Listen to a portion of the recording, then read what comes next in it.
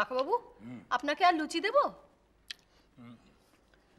অরু, 4টে লুচি দিয়ে যা তো। যাই বৌদিমণি। আপনাকে আর একটু ছোলার ডাল দেবে? না, এ কি 4খানা কেন, 2খানা দিলেই তো হতো। হ্যাঁ, আচ্ছা। এই শোনো শোনো, এনেছো যখন দিয়ে যাও, ওই কষ্ট করে না হয় খেয়েই নেবো।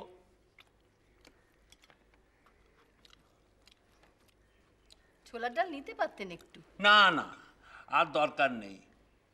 শেষে বলবে কাকাবাবু এমন খেলেন যে আমাদেরই কম পড়ে গেল। আর তাছাড়া ধরো, এসব হলো গিয়ে ওই বাঙালি খাওয়া দাওয়া। এই লুচি, ডাল, তারপর ধরো গিয়ে এই রসগোল্লা। হ্যাঁ, আপনি নেবেন আর একটু ডাল? ডাল কিন্তু আছে। এই না, অরু, না। একটু ডাল দিয়ে যা তো।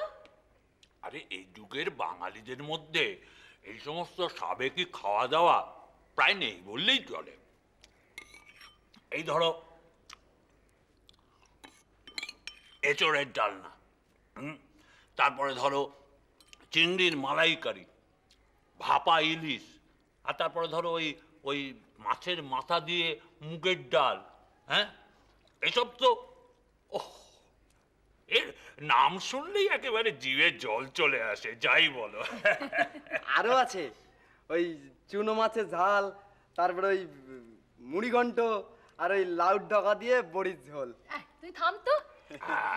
তবে কাকাবাবু, হ্যাঁ। আপনি যে নামগুলো বললেন না, এ সবগুলোই প্রায়ই এ বাড়িতে রান্না হয়। হ্যাঁ, আর একটা একদিন তুমি কি যেন রেঁধে খাইয়েছিলে বৌমা, ওই যে বাঙালের রান্না, ওই যে গো, ওই চিতল মাছ সেদ্ধ করে গোল গোল করে বড়ার মতো। ওহ, ফ্যান্টাস্টিক খেতে। ওহ, ওই রান্নাটাকে আমাদের দেশে বলে চিতল মাছের মুইঠা। আপনারা কি বলেন জানি না। যাই বলুন কাকাবাবু, এইসব খেতে কিন্তু আমরা, মানে এই বাঙালরাই আপনাদের শিখিয়েছি। এইটা আপনি ঠিক বলেছেন বৌদিমণি। এই দেশের লোকেরা না খেতে জানতো না খাওয়াতে জানতো। চুপ কর বেটা। খেতে আর খাওয়াতে দুই আমরা ভালোই জানতাম, তবে কি না রান্নার এত সব রকম ফের এত আমাদের জানা ছিল না। আর ওই পিঠে পুলি, তারপরে পাটিসাপটা, গোকুল পিঠে, মুগের পুলি, এসব আপনারা জানতেন। খেতেন তো খালি মালপো আর পায়েস। তা ঠিক। এখনকার ছেলে ছোকরাদের বুঝলে টেস্ট খুব খারাপ। কি সব খেতে হোটেল রেস্তোরাঁতে গিয়ে ভিড় জমায়, কি নাম, চাউমাউ, মোমো, ওই গরু শুয়োর কিছু আর বাদ রাখলে না। ওই সবই তো এখন লেটেস্ট ট্রেন্ড। সারাক্ষণ লোপা আর আশুর মুখে শুনছি বার্গার, পিৎজা, এইসব নাম। ঠিক বলেছেন বৌদিমণি। ওই আশুদা আমাকে একদিন খাইয়েছিল, ওই পিজা না কি যেন বলে, আমার বাবা একদম ভাল লাগেনি। ওই মাছের ঝোল আর ভাতের ধারে কাছে অন্য কিছু নেই। এসব মডার্ন বাঙালি পরিবারগুলো জানেন তো, নিজেদের বাড়িতে সব সাবেকি রান্না না করলেও মাঝে মাঝে অকেশনালি দল বেঁধে গিয়ে রেস্টুরেন্টে ওই ঝাল ঝোল অম্বল এসব খেয়ে আসে। হ্যাঁ হ্যাঁ, ঠিকই তো, পেপারে পড়েছিলাম বটে। এইসব নতুন কি সমস্ত রেস্টুরেন্ট ফেস্টুরেন্ট তৈরি হচ্ছে সব, আর সেখানে নাকি সব বাবুরা ধুতি পাঞ্জাবি পরে কলা পাতার ওপরে সব খাবার দাবার সার্ভ করে। যত সব। ঠিক শুনেছেন, কিন্তু ওখানকার দাম জানেন তো? শুদ্ধ ওই মাছের ঝোল ভাত খেতেই পার হেড একটি 500 টাকার নোট আপনার পকেট থেকে বেরিয়ে যাবে। হ্যাঁ, সে কি গো, সে তো আমার 1 মাসের বাজার খরচ।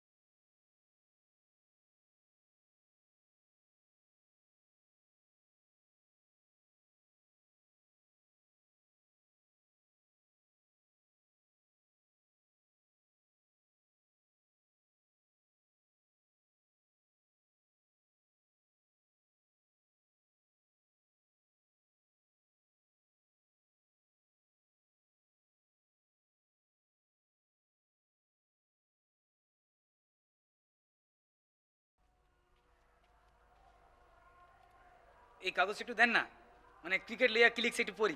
আর ক্রিকেট আবার অশান্তি শুরু হলো রে। নে ধর। কেশপুরের পর আবার গন্ডগোল আরম্ভ হয়েছে। এই নানুরে দেখ, 11টা লোক যে কি বিচ্ছিরি ভাবে মরেছে। এই পার্টি পলিটিক্স লইয়া গন্ডগোল না, এটা যে কবে থামবো তা বোধহয় আল্লাহই জানেন। এই দেখেন না, দুই পার্টির মধ্যে ডেড বডি লইয়া রেশারেশি। মানে এ কয় কি আমার 39 জন মারা গেছে, কি আর ও কয় কি আমার নাকি তার থেকে অনেক বেশি। না, এরা একটা জিনিস ভেবে দেখে না যে জাতি, ধর্ম, পার্টি, পলিটিক্স বা যে কোনো গ্রুপবাজি, আরে বাবা এগুলো বাদ দিয়ে যারা মারা যাচ্ছে তারা কারা? তারা তো মানুষ। আর এর থেকেও আশ্চর্যের ব্যাপার হচ্ছে যে যেই বা যারা মারছে তারাও মানুষ। আজকে একটা পার্টি আছে, কালকে আরেকটা পার্টি আসবে, তো এর মাঝখানে বেকার তোরা মারামারি কাটাকাটি।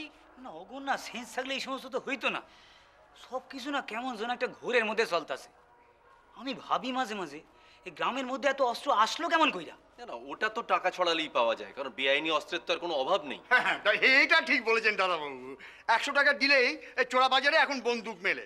এই যে দেশে চোরাপথে অস্ত্র ওরে বাবা, তো এর মধ্যে তোমার হাত আছে, এ তো ডেঞ্জারাস ব্যাপার। না না না না না, হাত নয় মাথাটা। আসলে ওর গেম প্ল্যানটা তো আমারই দেওয়া।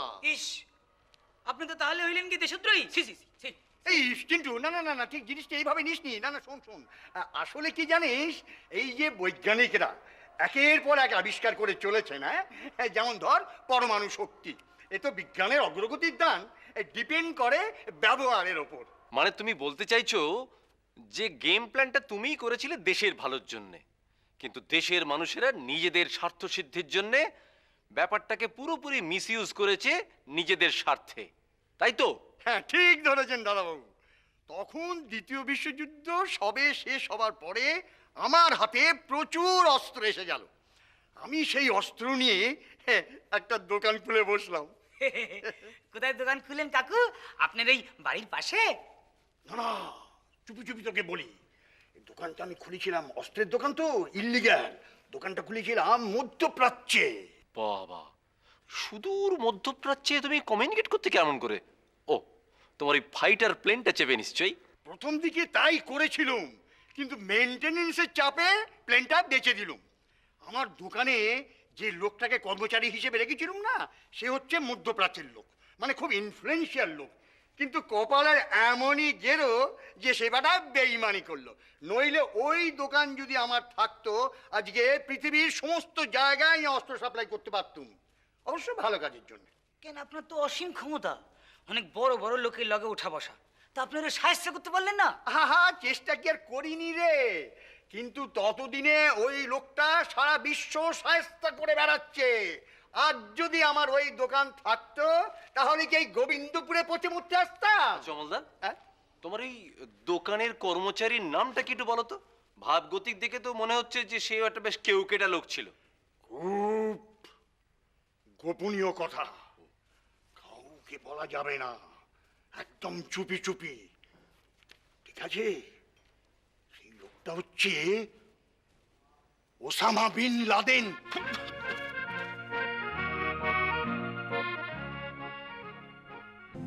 আইন বলে বন্দুক পিস্তল রাখতে লাইসেন্স লাগবে। উন্নত দেশে অবশ্য আগ্নেয়াস্ত্র আর 5টা পণ্যের মতো টাকা থাকলেই কেনা যায়। গ্লোবালাইজেশনের যুগে আমরাও ওই পথেই হাঁটছি। খোলা বাজারে প্রায় প্রকাশ্যে যখন ইচ্ছে মতো অস্ত্রশস্ত্র কেনা যায়, তখন লাইসেন্সের ঝামেলায় আর যাওয়া কেন? বিপদে পড়েছে শতাব্দী প্রাচীন বন্দুকের দোকান। যে শিকারের জন্য আগে লোকে এসব কিনত, তাও নিষিদ্ধ হয়েছে বহু বছর আগে। বাড়িতে আগ্নেয়াস্ত্র রাখা স্ট্যাটাস সিম্বল বলেও মনে করা হতো। সেটা আজও হয় না তা নয়, তবে এ যুগে স্ট্যাটাস শুধু বন্দুকের নয়। তবে যাদের গোলাগুলি অস্ত্রশস্ত্র নিয়মিত দরকার, তারা যদি লাইসেন্সের ধারী ধারত, তবে কেশপুর সবং পিংলায় এমন রক্তের স্রোত কেন? আমাদের প্রতিষ্ঠানের নাম হলো আশুতোষ দা অ্যান্ড কোম্পানি। এর প্রতিষ্ঠা হয়েছিল আমরা যা জানি 1846 সালে। তো সেই সময় থেকে প্রথমে এর প্রতিষ্ঠা করেন আমাদের এনসি দা, নরসিংচন্দ্র দা, তারপরে আশুতোষ দা তার ছেলে, মানে আমার দাদু হন আর কি। তো সেই নাম অনুসারে আশুতোষ দা অ্যান্ড কোম্পানি 1846 সাল থেকে চলছে। যদিও এইটা আগে ছিল চাঁদনিতে, তারপরে প্রায় 75-80 বছর আগে এইখানে দোকানটাকে শিফট করে নিয়ে আসা। তো সেই সময় থেকেই আমাদের এই আগ্নেয়াস্ত্রর কারবার করছি আমরা আর কি। প্রায় 5th জেনারেশন হলো। না, আগেকার দিনে তো রাজা মহারাজাদের সময়তে ওনারা শিকার করতেন, তখন শিকার খোলাও ছিল। আর তাছাড়া রাজা মহারাজাদের তো নিজস্ব গার্ড ছিল, তাদের জন্যে বন্দুকের ব্যবহার করা হতো, তারা বন্দুক কিনতেন আমাদের কাছ থেকে। সেলফ প্রোটেকশনের জন্য ওয়েপেন বিক্রি হতো, সেটা ইন্ডিভিজুয়াল লাইসেন্সিকে লাইসেন্স দেওয়া হতো, তারা লাইসেন্স নিয়ে ওয়েপেন কিনতে আসতো। সেই প্রথাই এখনও আছে, তবে এখন শিকারটা বন্ধ হয়ে গেছে পুরোপুরি। এখন যা বিক্রি হয় সমস্ত সেলফ প্রোটেকশনের জন্য। যদি কলকাতায় কেউ ওয়েপেন কিনতে চায়, তাহলে এখানে কমিশনার অফ পুলিশের ডিপার্টমেন্ট থেকে তাকে লাইসেন্স ইস্যু করা হয়। সেই লাইসেন্স নিয়ে তারা এখানে এলে দেখালে আমরা তাকে ওয়েপেন বিক্রি করতে পারি। ইন্ডিভিজুয়াল লোকে যারা কেনে তারা সবাই লাইসেন্স বের করে নিয়ে আসে। যারা গ্রামের দিকে থাকে, যে ডিএম এর আন্ডারে পড়ে সেই ডিএম এর কাছ থেকে লাইসেন্স ইস্যু করে তারা পায়, সেই লাইসেন্স নিয়ে এসে ওয়েপেন কিনতে আসে। আর যারা শহরে থাকে, কমিশনার অফ পুলিশ অথবা ডেপুটি কমিশনার অফ পুলিশ যেরকম আওতায় পড়ে সেই রকমভাবে লাইসেন্স তারা নিয়ে আসে। আমাদের তো মেন কাস্টমাররাই ছিলেন রাজা মহারাজা, ময়ূরভঞ্জের রাজা, বর্ধমানের রাজা, তারপরে আপনার মালদার, জলপাইগুড়ি, মোটামুটি সব রাজারাই আমাদের কাছে আসতেন। সমস্ত জমিদার রাজারা আমাদের কাস্টমার ছিলেন। একটা ফর্ম পাওয়া যায় কমিশনার অফ পুলিশ অফিসে অথবা ডিএম অফিসে, সেই ফর্মটা নিয়ে ফিল আপ করে জমা করতে হয় সেই অফিসে। জমা করার পরে সেটা পুলিশ এনকোয়ারি হয়, আর কি পারপাসে ওর ওয়েপেনটা দরকার সেটাও একটা ক্ল্যারিফিকেশান দিতে হয় যে আমি কেন ওয়েপেনটা নিতে চাইছি। তারপরে পুলিশ যদি মনে করে ফিট, তখন ওকে মানে কনসেন্ট দেয়। সেই কনসেন্টের ওপরে ডিএম অফিস অথবা কমিশনার অফ পুলিশ অফিস থেকে লাইসেন্স পেয়ে যায় তারা। লাইসেন্স ইদানিংকালে তো ওয়েস্ট বেঙ্গল থেকে প্রায় দেওয়া হয় না, অলমোস্ট বন্ধ। বিশেষ করে কলকাতা থেকে তো দেওয়া প্রায় বন্ধই হয়ে গেছে। এমনি কার্ট্রিজ ফার্ট্রিজ কেনারও পারমিট টারমিট দেওয়া অলমোস্ট স্টপ। 165-70 বছরের গুডউইল আছে, আর রোজ রোজ তো আর বন্দুকের দোকান গজিয়ে উঠছে না। এটা একটা সেমি মনোপলিস্টিক ট্রেড। তো তার ভেতরে যেটুকু লাইসেন্স বেরোচ্ছে তাদেরকে এই সীমিত কয়েকটা দোকান আছে সারা পশ্চিমবঙ্গে, সেই দোকানে আসতেই হবে এবং তারা আসছে।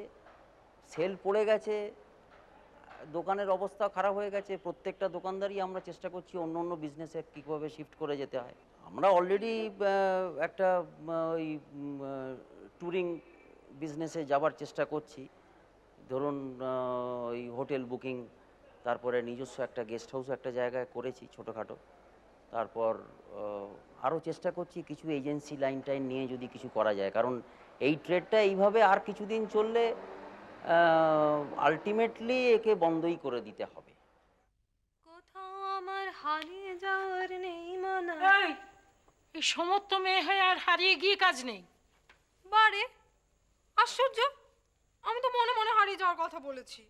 ওরে বাবা, সেটা তো আরো ভীষণ, মনে মনে হারিয়ে যাওয়া। কেন ভীষণ কেন? এটা তো ভেরি সিম্পল ব্যাপার। মনে মনে হারিয়ে যাওয়ার তো কোনো ঝুট ঝামেলাই নেই। নিজের ইচ্ছা মতো স্বাধীনভাবে যেখানে খুশি গেলেই হলো। দেখ দিদি, ওই মনে মনে হারিয়ে যাবার অধিকার কিন্তু মেয়েদের নেই। মেয়ে হয়ে যখন জন্মেছিস তখন শক্ত করে মনটাকে বাঁধবার চেষ্টা কর। ওই ক্ষণে ক্ষণে আর মনে মনে হারিয়ে যাওয়া আমাদের নিষেধ। বাবা ঠাম্মা, তুমি না কথায় কথায় খালি মেয়েদের ব্রত কথা খুলে বসো। আমি তো জাস্ট গান গাইছিলাম, তোমার এত আপত্তি? গানে আমার আপত্তি নয় রে দিদি, গানে আমার আপত্তি নয়। আর গান তো মানুষের প্রাণের কাছাকাছি থাকে। আর দেখ, আমার নিজের সম্পত্তি যদি কিছু থাকে তাহলে সে হচ্ছে ওই গান। কিন্তু গলা ছেড়ে তো গাইতে পারি না, ওই মনে মনেই গুনগুন করি। আমাদের বড় মার যা গানের গলা ছিল না, ঠিকঠাক তালিম পেলে সেই যে একবার বহু থাক আগে। থাক থাক, আর তোমাকে স্মৃতির চারণা করতে হবে না। ইয়ে মানে এই বলছিলাম আর কি, এই লোপা দিদিমণিও কিন্তু ভালো গান হতো জানেন। তাছাড়া আপনি তো আছেনই।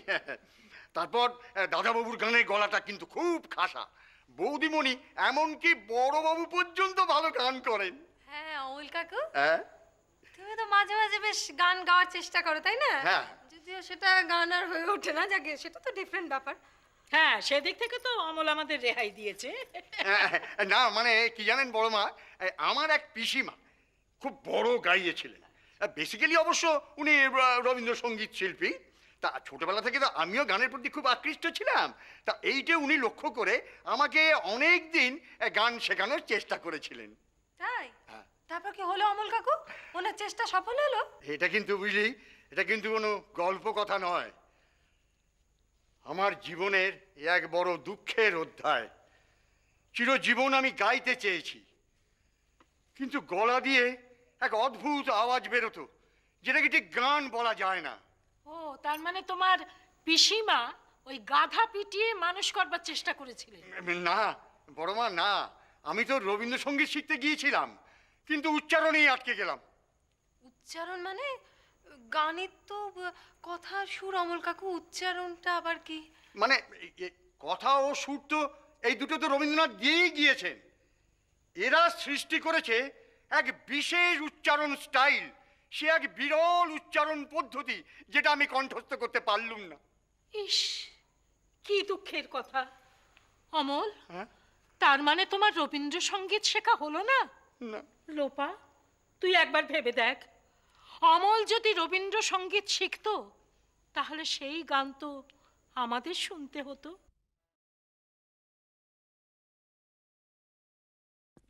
আপনি এই সমসাময়িক কালে একজন বিরল শিল্পী, যিনি শুধুমাত্র প্রফেশনালি শুধুমাত্র রবীন্দ্রসঙ্গীতই গেয়ে যাচ্ছেন। আপনার সমসাময়িক যারা আছেন তারা সমস্ত রকম দিকে, ধর্ম থেকে জিরাফে, সমস্ত কিছুতেই টুকরো টুকরো করে ছুঁয়ে যাওয়ার চেষ্টা করছে। তো আপনি শুধুমাত্র রবীন্দ্রসঙ্গীত কি নিরাপদ জায়গা আপনার কাছে বলেই থাকছেন? না, একটা একটুখানি ক্ল্যারিফাই করি। আমার সমসাময়িক যারা, ধরুন তাদের মধ্যে অভিরূপ ঘোটাকর্তা, সংঘমিত্রা গুপ্ত, এরা কিন্তু অন্যান্য গান খুব একটা বেশি গান না, না। আমি বলছি স্বাগতা লক্ষ্মী। হ্যাঁ, এরা আমার থেকে অনেক ছোট যদি বয়সের হ্যাঁ। দিকে বলে। না, আমি বলছি কন্টেম্পোরারি। হ্যাঁ, এখনো হ্যাঁ, তো আপনি নিশ্চয়ই। সেই পিরিয়ডে আছেন, তো হ্যাঁ। এরা অনেক ধরনের কাজ করছেন। আপনি শুধুমাত্র রবীন্দ্রসঙ্গীতে নিজেকে বদ্ধ রেখেছেন কেন? আমি বদ্ধ রেখেছি মানে এমনি অন্য গান যে আমি গাই না তা নয়, আমি কিন্তু সব গানই একটু একটু গাই, গুনগুন তো করি। তাছাড়া মানে ইংরেজি, হিন্দি সিনেমার গান, আধুনিক গান যদি আমার কানে ভালো লাগে, যে কোনো গানে আমি গাই। কিন্তু রবীন্দ্রসঙ্গীতটা মানে এটা আমার কাছে একটা নিঃশ্বাস নেবার মতন জিনিস। অনেকটা মানে নিঃশ্বাসটা যেরকম আমরা ধরেই নিই যে আমি নিঃশ্বাস নেবো, এর বাইরে আর কিছু হতে পারে না, এরকম আমার ছোট থেকেই আসলে শান্তিনিকেতনে জন্মানো, বড় হওয়া, এটার জন্য রবীন্দ্রসঙ্গীত আমার রক্তের মধ্যে এমন মিশে গেছে যে এটাই আমার কাছে অত্যন্ত স্বাভাবিক মনে হয় যে এটাই তো আমি গাইবো, এর বাইরে আর কেন এটা কিছু তো গাইবো। গাইবেনই, হ্যাঁ। এছাড়াও যে অন্য কোনো গানের গাওয়ার সুযোগ আছে বলে আপনার মনে হয় না? অন্য ধরনের গান গাওয়ার সুযোগ আপনার কাছে আছে? তা হয়তো আছে, তবে একেবারে গাইনি কথাটা ভুল হবে বলে, কেন আমার নিজের দল আছে বৈকালী বলে, আমরা কিন্তু অনেক অনুষ্ঠান এদিক ওদিক করেছি।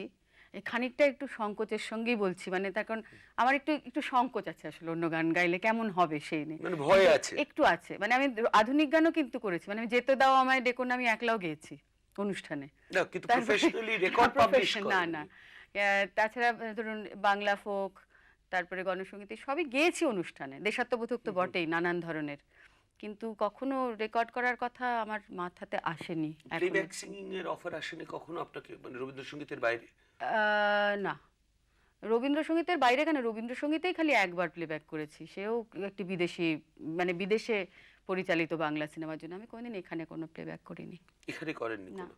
এইখানের কোনো মানে চটুল গান যেটা আপনার মনে খুব ধরেছে, এরকম কোনো গান আছে কি আপনার চটুল প্রিয়? মানে- প্রিয় আধুনিক গান কি? প্রিয় আধুনিক আমার বেশিরভাগ সলিলদার কম্পোজিশনগুলো খুব ভালো লাগে।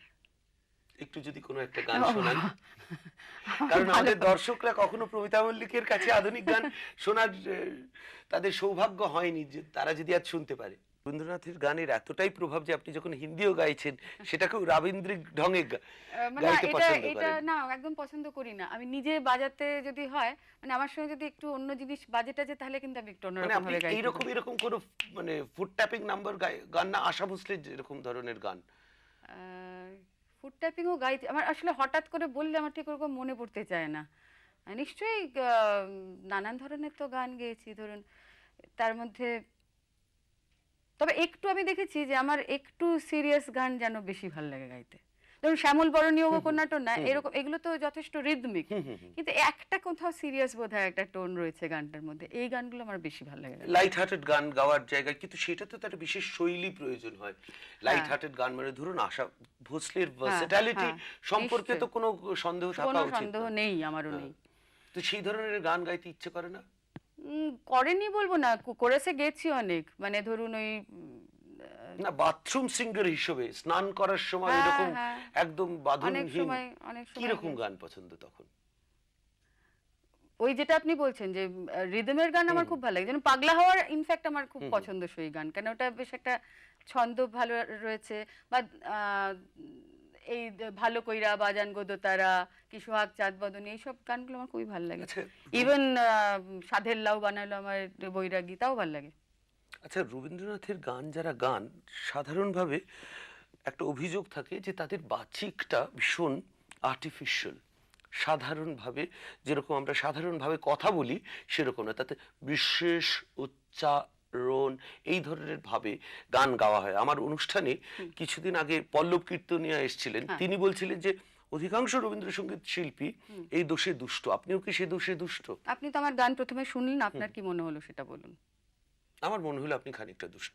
খানিকটা দুষ্ট যেরকম কি, একটা আমাকে একটা উচ্চারণ বলুন যে আপনি যেটা। যদি গান আমি একটু উদাহরণ দিতে পারি, এই জিনিসটা আছে সে, এগুলো কিন্তু আমরা যখন উচ্চারণ করি অনেক স্পষ্ট, অনেক টাং টাং করে লাগে, কিন্তু যে যে মুহূর্তে রবীন্দ্রসঙ্গীত গাওয়া হয় তখন কিন্তু সে আছে সে না, কিন্তু আমি এই কিন্তু রকম আছে উচ্চারণ। তাহলে আমার ওই ছটা কিন্তু এমনি তো, কারণ আমি ওটাকে ওটা মানে শান্তিনিকেতনে বড় হয়ে ওঠার বোধহয় সাবকনশিয়াস প্রভাবে কি ওটা তৈরি হয়ে যায়, বা রবীন্দ্রসঙ্গীত যেহেতু ওইভাবেই শেখানো হয়। আমি আপনার সঙ্গে একটু এগ্রি করছি না, কেন আমাদের কখনো বলা হয়নি যে দাঁত চেপে মুখ বন্ধ করে গাইবে, মানে ইনফ্যাক্ট আমি তো একটু বেশি হাঁ করেই গাই গান। হতে পারে যে আমার উচ্চারণটাই হয়তো খারাপ, সেটা হতে পারে। না, উচ্চারণটা খারাপ না, ওটা কিন্তু রবীন্দ্রসঙ্গীতের একটা বিশিষ্ট বাচিক তৈরি হয়ে গেছে।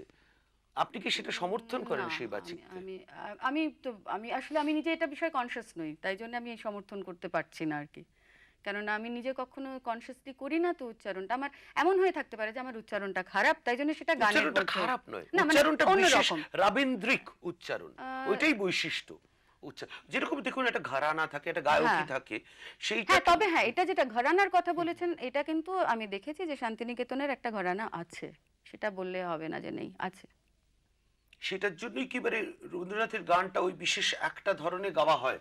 মানে ধরুন এইটার এক্সেপশন যে যখন জর্জ বিশ্বাস রবীন্দ্রসঙ্গীত করে গান, সেইটার সঙ্গে যখন শান্তিনিকেতনের কোনো শান্তিনিকেতনে বড় হয়ে ওঠা কোনো শিল্পী গান, তার মধ্যে তো একটা পার্থক্য আছে। না, সব সময় তো নয়। আমার তো দেবব্রত বিশ্বাসের বহু গানই আমাদের মানে মনে হয় একই, আমরা ওরকম ধরনের করেই গাই, এটা আমার কখনো মনে হয়নি। বরং কলকাতার অনেক, কোনো জায়গার নাম করব না, বিশেষ কয়েকটি প্রতিষ্ঠানের গানের তাদের শুনলেই বোঝা যায় যে তারা সেই স্কুলের, তাদের একটা দাঁত চেপে বলবার একটা প্রবণতা দেখা যায়, কিন্তু আমাদের ঠিক আমি এটা খেয়াল করিনি, বরং আমাদের একটু বেশি খোলামেলা গায়ক। আচ্ছা, গায়কী হিসেবে আপনার কোনটা বেশি প্রিয়, কণিকা বন্দ্যোপাধ্যায় না সুচিত্রা মিত্রের?